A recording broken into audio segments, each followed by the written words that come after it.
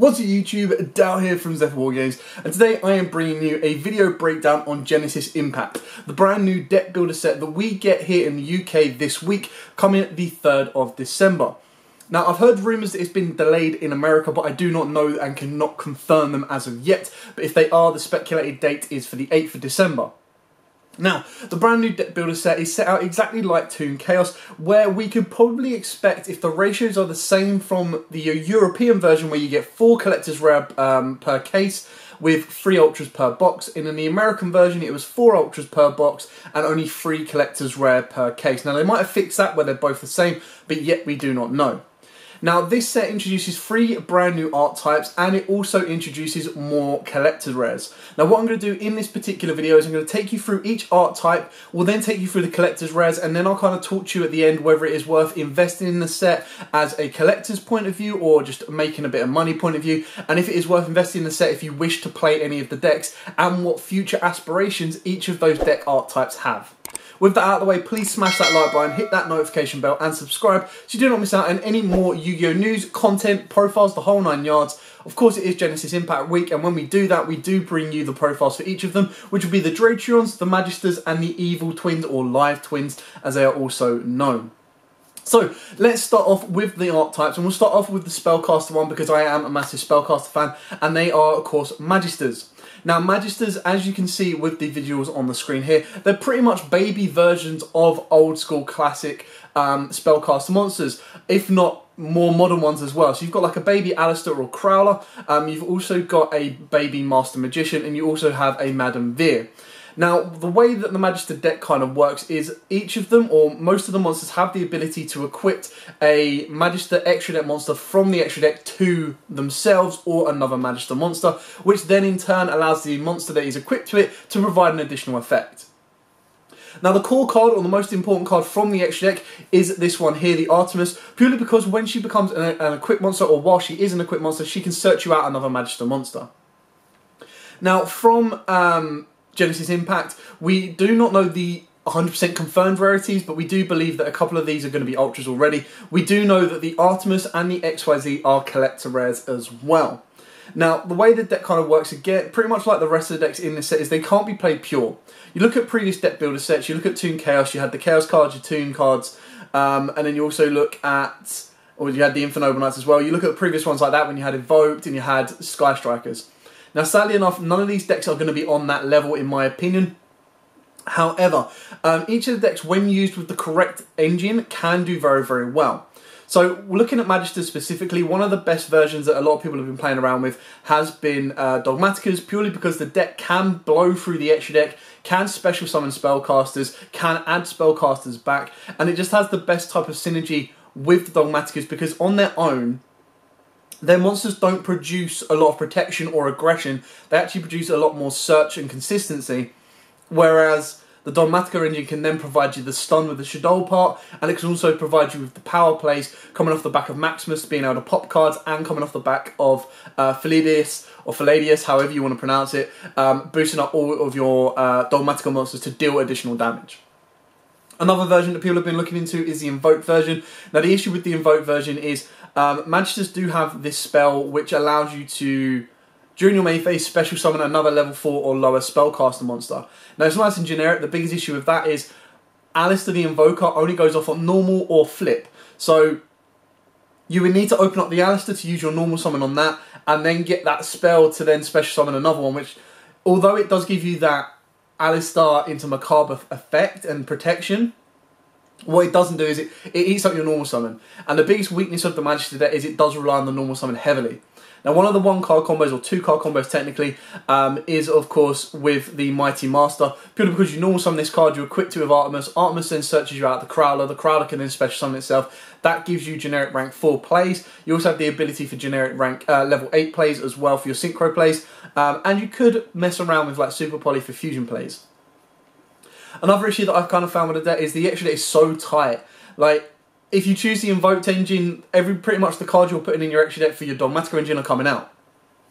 It's very, very difficult to juggle everything, and you do need to have the ability to recycle your graveyard, because with the Magisters themselves, the synchro, in my opinion, isn't great. The XYZ isn't great apart from the ability to recycle spellcasters from grave to the hand. The fusion is okay, but it's only going to be better going second. So you really need to have the ability to play one-offs, but then once you're playing one-offs and equipped in, you then need the ability to put them back in the deck when you want to make them.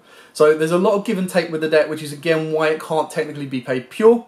For its future aspirations, as of yet, we don't have any confirmed support. However, there are a lot of gaps in the deck that I still see. Like, the Madame Veer allowed you to search out a Magister spell or trap, and yet we are still waiting on a trap.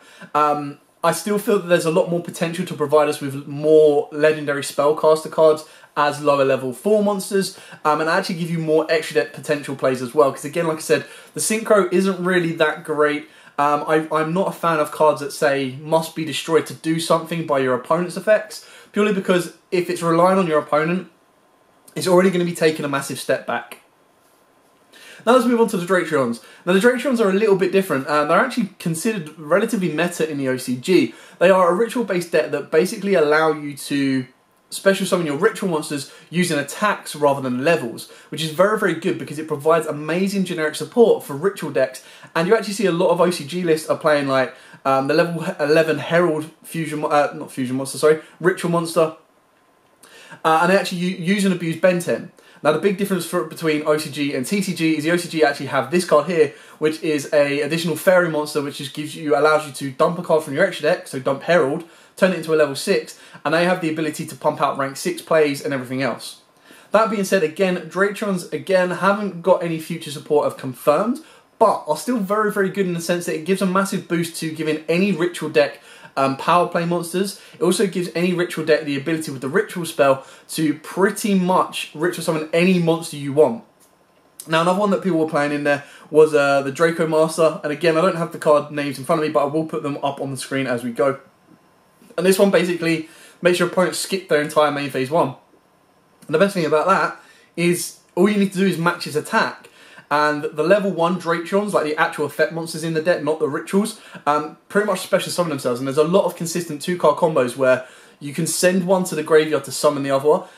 When that one summons, you search out a ritual monster. Then you can switch them around to search out the ritual spell. And then you're just able to pretty much just get rid of your Ben 10, bring back 1, get a search of the Ben 10. And it's just a lot of consistent circles that are going to keep going with the deck till eventually you've got the ritual monster materials that you need. Now, of course, the level 2 Fairy is going to provide that additional layer of protection or the additional layer of effect, purely being able to consistently search more cards. So that is one thing that probably should have been in this set that we haven't yet got. But to me, in my opinion, if you play ritual decks, and again, it's not going to be a meta contender, you've got to look back. So the last time a ritual deck was actually really meta, now you got the Megaliths, sorry, that were relatively on the edge, but it was only 1 or 2. And then you actually have to go all the way back to Necros time where there was an actual ritual deck that dominated. So again, I don't see the Dratrions being a meta-dominating deck, but I still believe that they will produce, if you are a ritual player, if you play Necros, if you play Gishkis, if you play Cyber Angels, the list goes on. You play anything like that, you're going to want the Dratrions just as a minor engine. Anyway, and my biggest issue for that is it looks like they're going to be hard to get, in the sense that I think 3 Dratrion collector rares have been announced.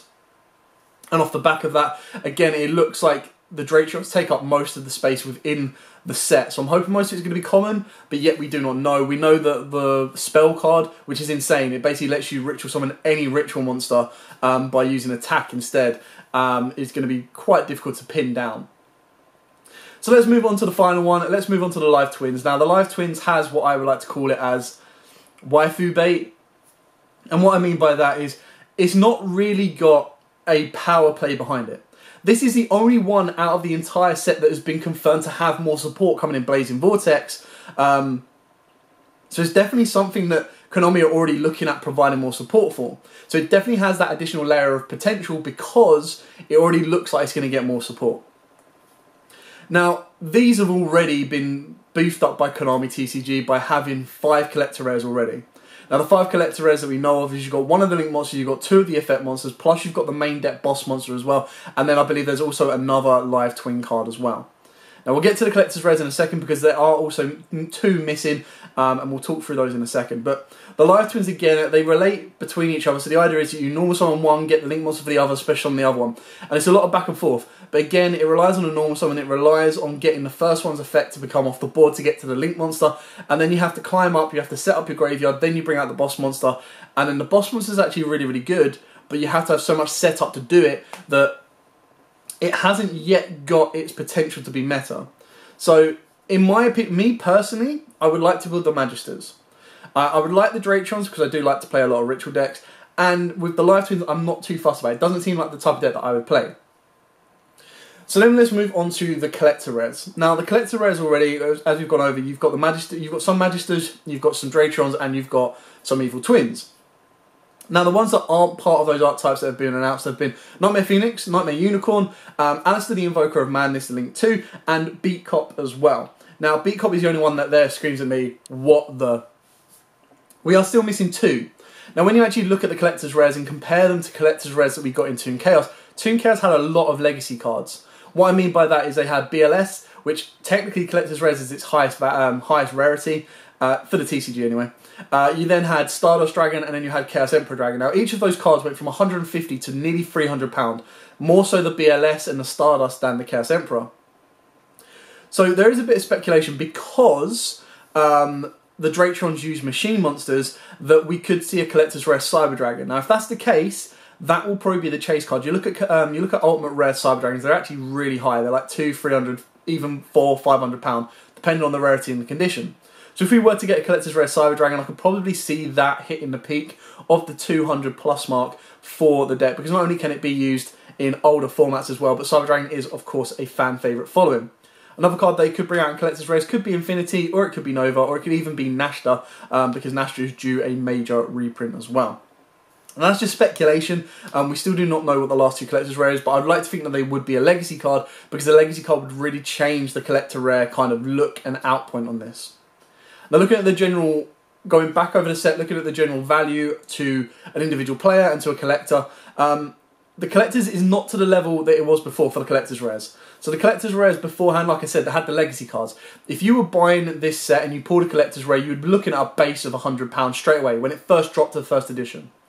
In this one, I think you're going to struggle to meet that. I think there's probably only going to be 2 cards, maybe 2 cards that aren't to the deck specific. They'll be easier to see, and that's the Unicorn and Phoenix, because they'll technically be the highest rarity of those cards. They can probably demand about £100 to £150, maybe.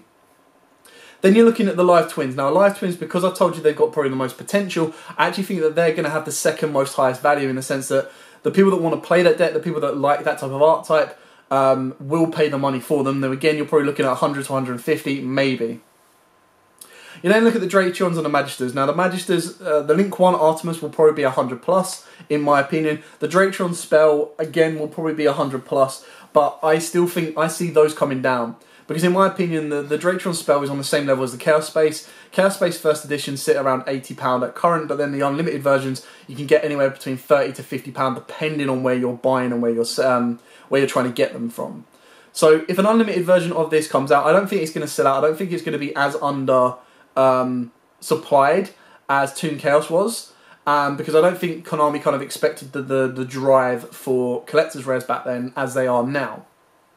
That being said, it also means that the first edition versions of the collector's rares won't be so hard to get hold of, which is why, again, you still look at collector's rares now. You've got an unlimited Stardust for nearly £100, £150. You've got a first edition from £200 to £300.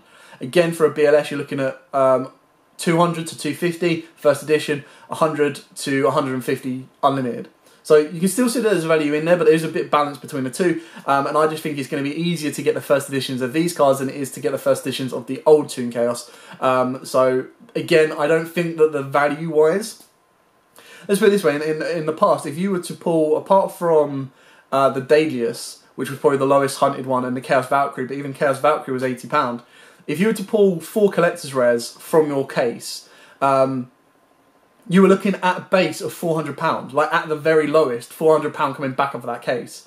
And then you had the ultra rares, which you look at Renard went up to £20, £25 at a push as well. So some of the ultras might actually be worthwhile, but again, there's a difference. Is the Infernoble Knights were always going to be a meta contender, were always going to be wanted, were all going to be powerful. Whereas I can't see that being the case for any of the free archetypes that we actually have. So coming all back around into a full circle, Genesis Impact, to buy or not to buy. Now, if you're a collector and you want the collector's rares, in my opinion, buying a case is one of the best ways to get it.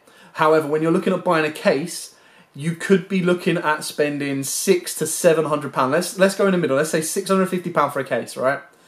Out of that £650, let's say you sell all the other cards apart from the 4 collector's rares that you pull.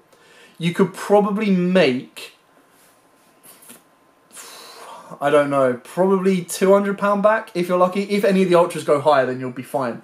But I mean, to like shift commons, to shift deck cores and stuff like that, you're probably not looking at a huge amount. So you'll technically be paying £100 per collector's rare.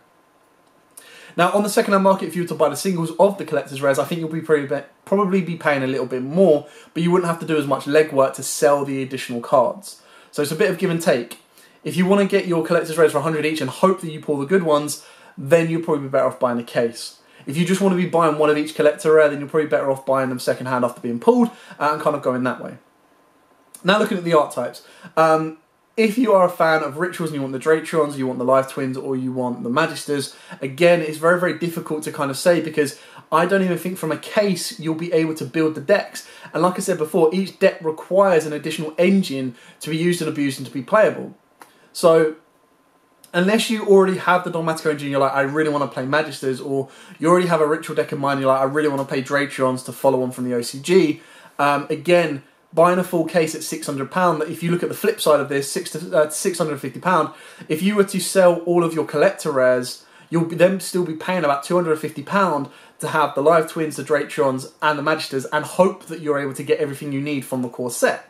So you then split that up, you're paying nearly £70 per deck. Now, if you were to buy them as singles, I think you could probably get the Magister deck for less than that, or the Magister cards for less than that. I think the Live Twins you could possibly get for less than that, and the Dratrons maybe a little bit above the £70 mark. But again, it depends if you want to do the legwork of searching out the singles and getting the singles. And keep in mind, there's no competitive play right now. All competitive play is doing online, so unless you're heavy into remote duels, and that's where you want to be playing, there's no need to go out and splash all the cash on these high-level cards. So the issue is, if you were to just buy one box, if you were just on the whim, you're like, I want to buy the box of the most latest set, then yeah, fine, go buy a box of Genesis Impact, because if you pull collector's rares, great. If you don't, the ultra rares might be worth a little bit of money. It'll still be difficult if you're from the UK to make your money back per box, because if we're only going to get 3 ultras per box, the money for the UK or the European regions is definitely in the caseload, because in the caseload, if it is 4 collector's rares, that's where the money is. Whereas America, if you were just to buy a box on random, because you're going to be guaranteed to get 4 ultras, so an additional ultra, all those ultras could be £10 each, £20 each, or anything like that. So it's an additional £10 to £20 on top of what you'd already be buying. It's a bit of give and take. There's nothing in here that I think is a staple splashable card for anything. The Artemis is kind of good for Spellcaster decks, but it's only good to then instigate a Dogmatica engine. It's also good in Invoked, but then, exactly like MCOL40 said, I would still want to play, in my opinion, I would still want to go Almirage into Gravity Controller, because it might have been MCOL40, it might have been Lithium, but like just to play that route, because you still want that fire in the graveyard for Purgatrio. Like, Purgatrio is your game winner. So I would still play it that way, in my opinion. Which then means Artemis isn't as important as a lot of people think, or a lot of people are presenting them to be. And that's kind of it, guys. So I hope this was an in-detailed video going through Genesis Impact, whether I think it is worth buying or not. I think if you just wanted to buy one box, you're better off buying one box in America than you are in the European regions, if the ratios are the same. If you wanted to buy a case, again, at this time, with the current situation in this time of the world, it's going to be difficult. It is a collector's market right now. So collector's rares will be at an all-time high, as they can possibly be. But again, just being able to have that £600 odd pound around to invest into a set, especially if you don't plan to play. If you just plan to get everything and then sell money, I think it's going to be very difficult to make your money back.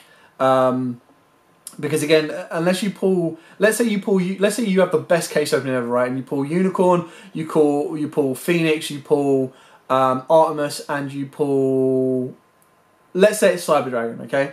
Cyber Dragon goes for 200, Artemis goes for 80, and Unicorn and Phoenix, let's say they go for a combined of 300, okay? So you're looking at £580. You still £70 off of making your case money back. Then you've got to put the legwork in. So again, if you're UK, you've got 36 Ultras to sell. So you sell the 36 Ultras. Now you've got to make 80 odd quid from that. Now of course you can make some of them, because if each of those Ultras were £5 each, you're going to make a bit of money. But you're only making a little bit of money. So in my opinion, and this is one massive thing that I ask every single one of you to be careful of: do not buy Genesis Impact boxes unless it's from a trusted seller. If someone random that you've never known before comes up and says, "Oh, I've got a Genesis Impact box that I want to sell," don't buy it, because the biggest issue with a set like this is if you know the ratios are going to be 4 collector's rares a case. If someone was to pull all 4 collector's rares from that case, it then means that the rest of the boxes are dead boxes. There's no money worth in there at all. So if they were to flip the boxes for 50 quid, they're not losing anything if the value of the cards within inside it is 99% not going to be worth it. So you've got to be very, very careful. So look at trusted sellers. Make sure you're always going to be getting them from a sealed case as well. Makes a massive difference. So that is my advice if you are going to buy some of the boxes. But overall, to buy singles, to buy boxes, you're probably better off buying singles on this one. To buy cases or to buy singles, again, it really depends on how many collector's rares you want. If you want a max rarity Evil Twin deck, which means you need technically 12 collector's rares at this moment in time, I believe, maybe even 15. You might be better off playing it like, I don't know why you would do it, but you might be better off buying singles. The only thing you could do is buy a case. If you pull any of the Evil Twins, great, and then whatever other collector's rares you have, you can trade them off for the ones you're missing. Anyway, thank you so much for watching this video. I hope you like this. I hope it's given you a couple of ideas on Genesis Impact as to not whether to buy it or invest into it or not. For now, thanks for watching. Like, comment, subscribe, share, smash that notification bell, hit the like button, and subscribe as absolutely always. So stay safe and happy dueling.